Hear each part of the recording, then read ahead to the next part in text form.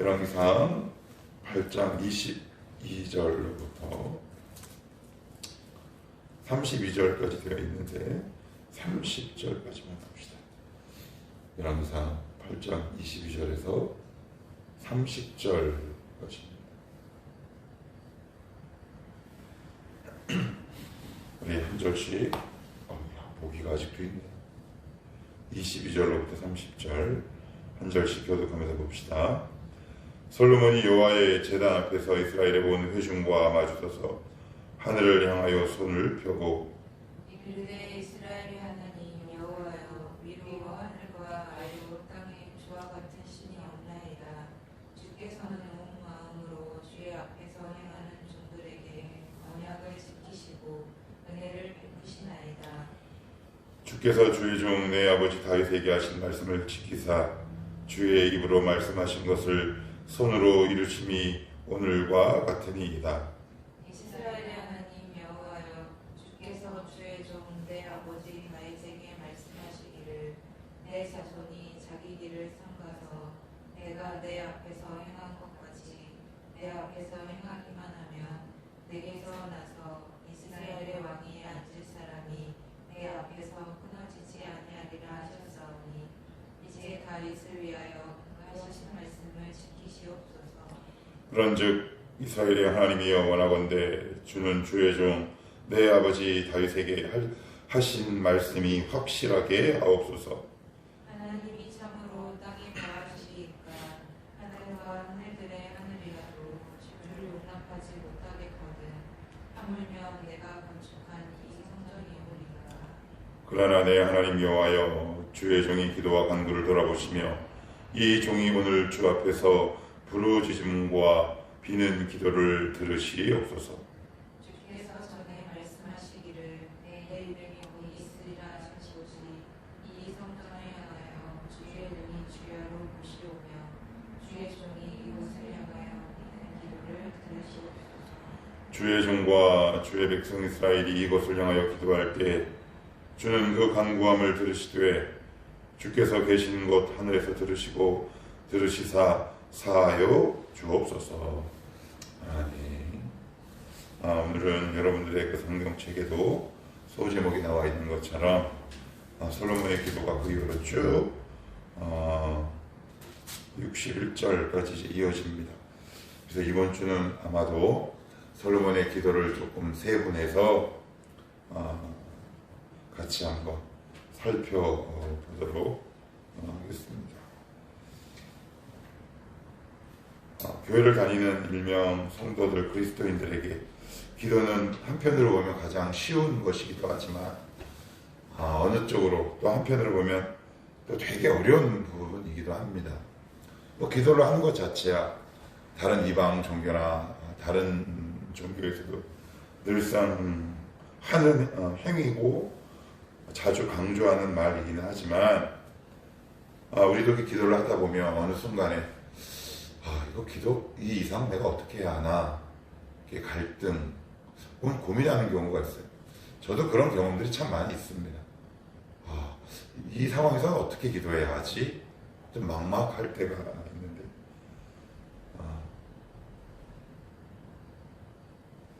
이제 그럴 때 답은 멀리 있지 않구나. 답은 멀리 있지 않구나. 늘 이 생각을 합니다. 답은 내 머릿속에 있는 것이 아니구나. 답은 고민한다고 되는 게 아니구나. 라고 늘 그 답을 반복해서 경험하지만 어리석게도 또 그 한 지점이나 벽에 이렇게 부딪히면 또 고민합니다. 어떻게 기도하지? 근데 답은 멀리 있지 않더라. 근데 그게 패턴들이 이제 반복이 되는데 그 시간의 그 간격이 이제 좁아지고 줄어들게 되더라고요. 솔로몬은 과연 어떻게 기도했나? 왜 하나님 솔로몬의 기도를 열왕기 기자를 통해 오늘 이 성경에 쉽게 하셨을까? 이렇게 우리가 간단하게 생각해 보면 그 답이 아마 나와 있을 것 같아요. 22절, 23절부터 한번 우리 차분히 한 두세 가지만 살펴보도록 하십시다.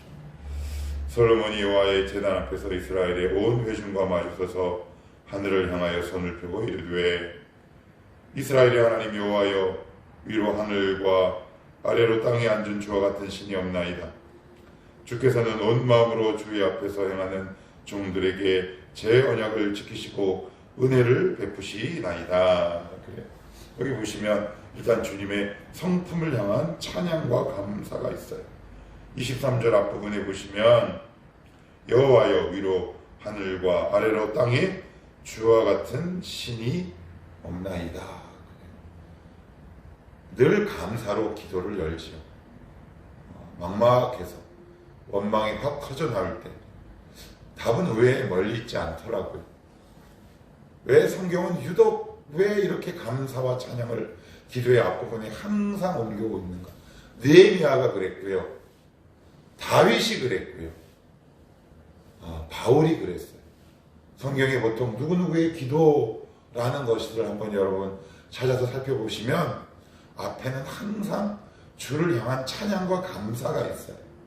하나님 이래서 참 감사하고 고맙습니다. 이제 이렇게 기도를 시작합니다. 그들이 이렇게 기도를 시작하는 이유가 있겠죠. 그들이 남달라서도 아니고 그리고 그들이 특별해서도 아닙니다. 우리와 똑같이 연약함을 갖고 있는 사람들이고 우리와 같이 실수도 많고 허물도 많지만 그들에게 역사하신 하나님이 그 역사에 대해서 눈을 떴기 때문인 것 같아요. 그래서 이렇게 얘기합니다. 주께서는 온 마음으로 주 앞에서 행하는 종들에게 언약을 지키시고 은혜를 베푸시나이다. 우리 하나님은 기도하면 응답하는 분이구나 라는 것을 그들은 알고 있었어요. 그러니까 우리의 기도가 자꾸 위축되고 뒤로 물러나는 건 이게 응답의 확신이 없을 때 그래요. 그런데 오늘 솔로몬은 23절 후반에 이렇게 얘기합니다. 언약을 지키시고 은혜를 베푸시나이다. 하나님이 기도하는 자들에게 베푸실 은혜가 있음을 솔로몬은 알고 있었다라고 얘기하는 거죠.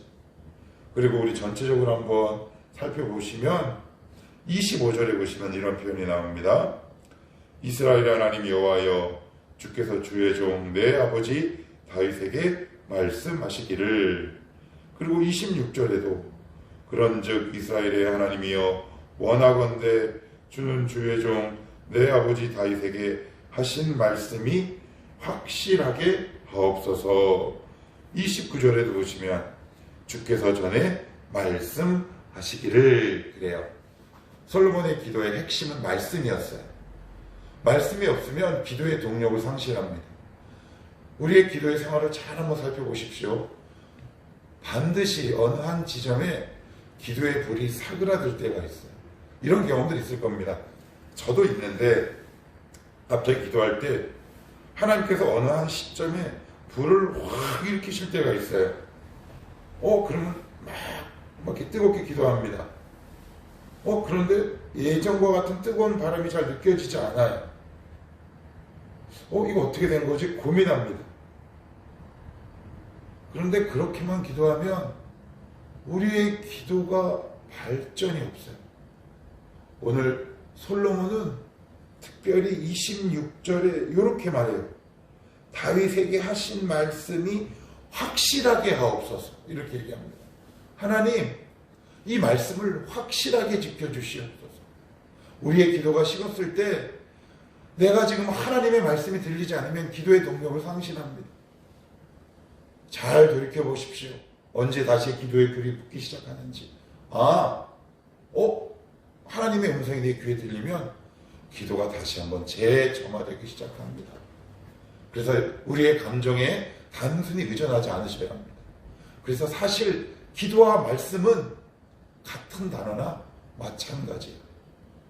기도하는 사람이 말씀을 듣는 사람입니다. 말씀을 듣는 사람은 곧 기도하는 사람이에요.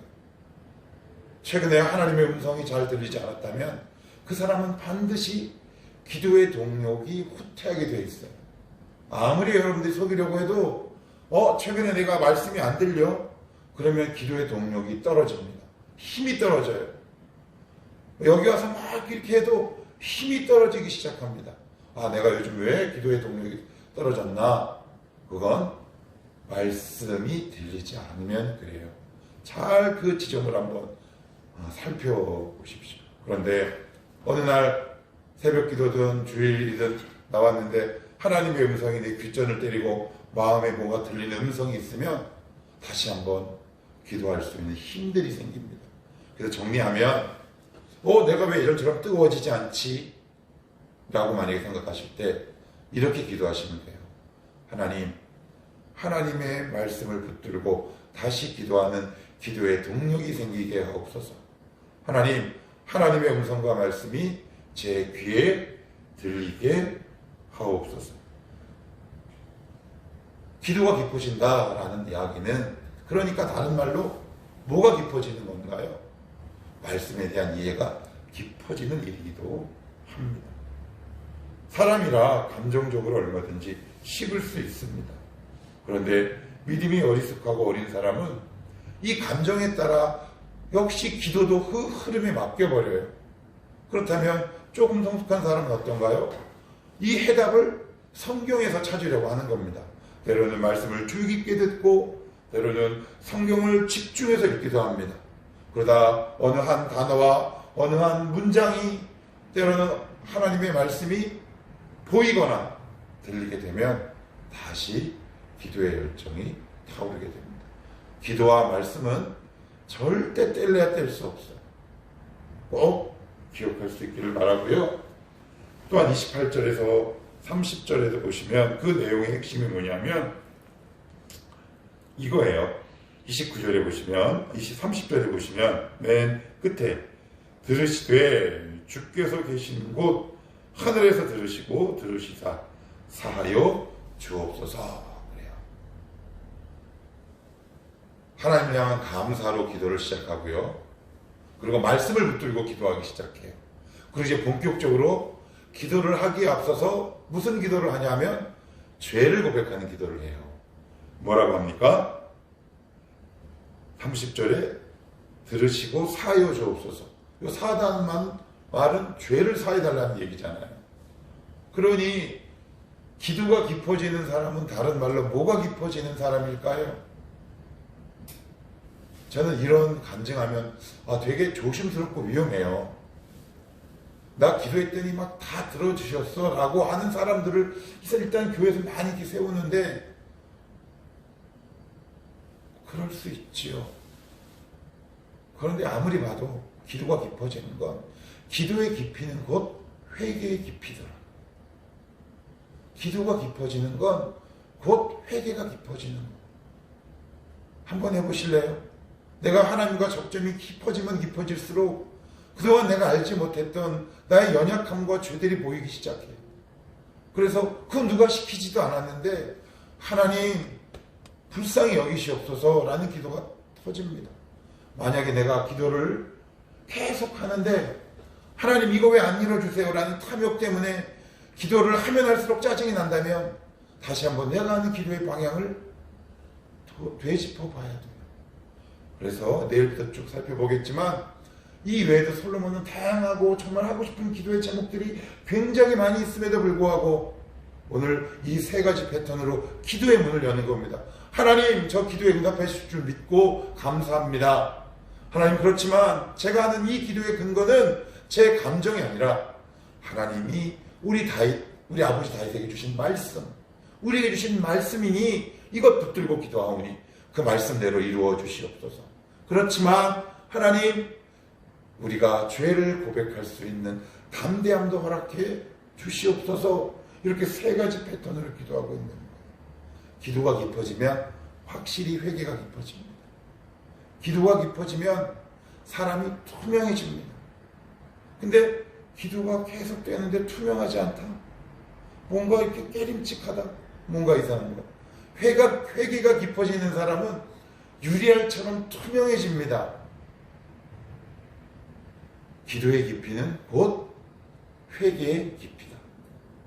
내가 지금 기도의 방향이 잘 가고 있는 거예요. 특별히 이런 경우 있잖아요.